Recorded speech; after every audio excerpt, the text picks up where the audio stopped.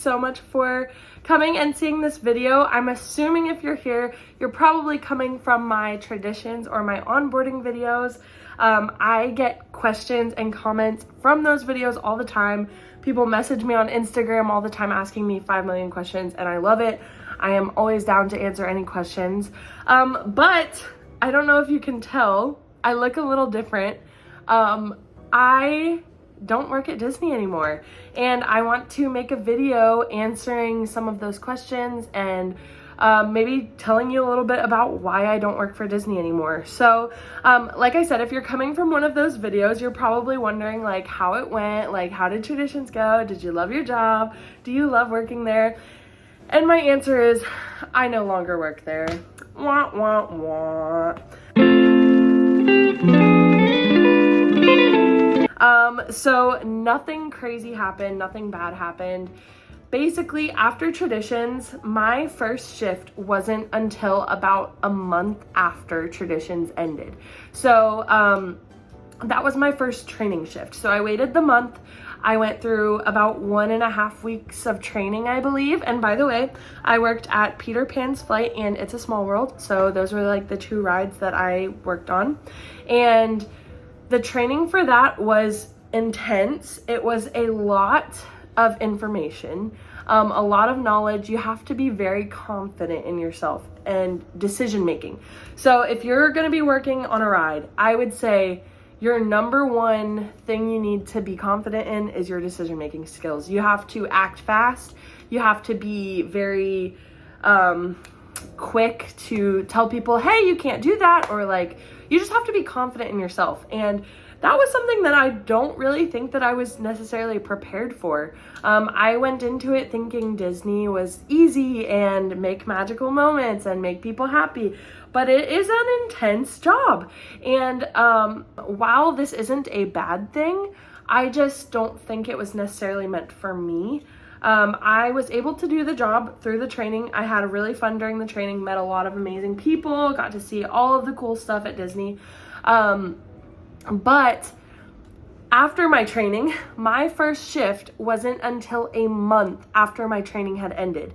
And the one thing about being a ride operator is that it's a very safety-oriented job, and you have to kind of make choices on the fly that are important choices, and there's a lot of like steps and procedures.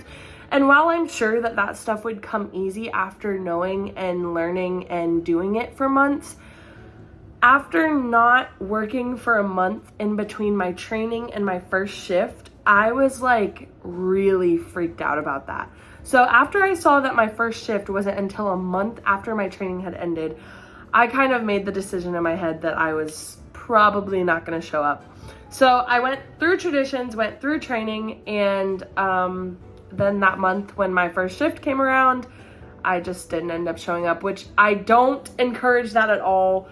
Call them, tell them you're not working there anymore. Like, be honest. We ended up getting transferred back to Daytona Beach anyways for my husband's job, so nothing just ended up working out, and it was very unfortunate because I was very excited about working there. It just didn't work out for me, and that's not to say I would never work there again. I just don't feel like it was a good time or place, and things were still crazy from COVID. Things were still recovering. You could tell people were very on edge, and it was just like a very stressful time to, I think, be a new employee with the company. So I just don't think the cards really played out in my favor with that job specifically. Now, am I regretful about any of it? Absolutely not. I would do it all again. It was amazing to see all of the background, all of the behind the scenes stuff at Disney, to walk backstage. It was absolutely incredible of an experience, and I would 10 out of 10 recommend it, especially if you're a longtime Disney fan who, you know, has loved Disney forever like me. It's really cool to see all of that backstage stuff that you wouldn't usually see as a fan. So I definitely encourage it. It just didn't work out for me. So with all that being said, I no longer work there, obviously. I now work a full-time job. I'm a work from home. I work as a customer service representative. I absolutely love my job now. and I wouldn't trade what I'm doing now for the world. I'm able to do all of the things, and I go to Disney, like I said, literally once a week. So for all of those who had questions in regards to how traditions went, how onboarding went, what were the next steps, really it's just training and then you start work. And just be prepared for that training week, because it's an intense week. You learn a lot. It's a lot of information. I took notes on literally everything. So I had a notebook and it was just like pages and pages and pages of notes. Because like I said, a lot of it is safety oriented, and you want to have that knowledge and be prepared to make those decisions and be confident in those decisions. So take notes, be a good listener. Don't just like in one ear and out the other. A lot of people I know do that, and I just don't think that's a good way to be a Disney employee. You really have to be on your toes, and I think that's what's so great about Disney is all of their employees are so well-rounded and like very knowledgeable. That's what I meant to say. They're very knowledgeable, and my cat is so funny. Why do you have to sit right there? Just right in the edge. But yeah, that's not to say, like I said, I would never work for them again. If the opportunity ever presented itself, I would 100% do it again.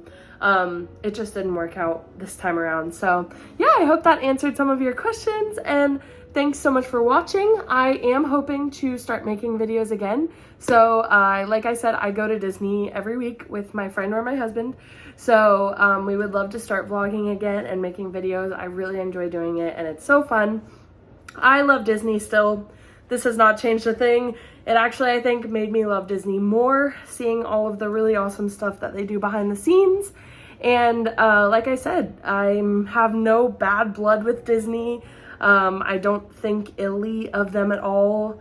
I think it's an amazing company, and you just have to know what you're doing and be confident about it, and you'll really succeed there. So I hope that answered some of your questions. I hope to see you again soon. Thank you so much for watching, and I hope you have a great rest of your day. Bye. You want to make your little appearance, buddy? Say hi.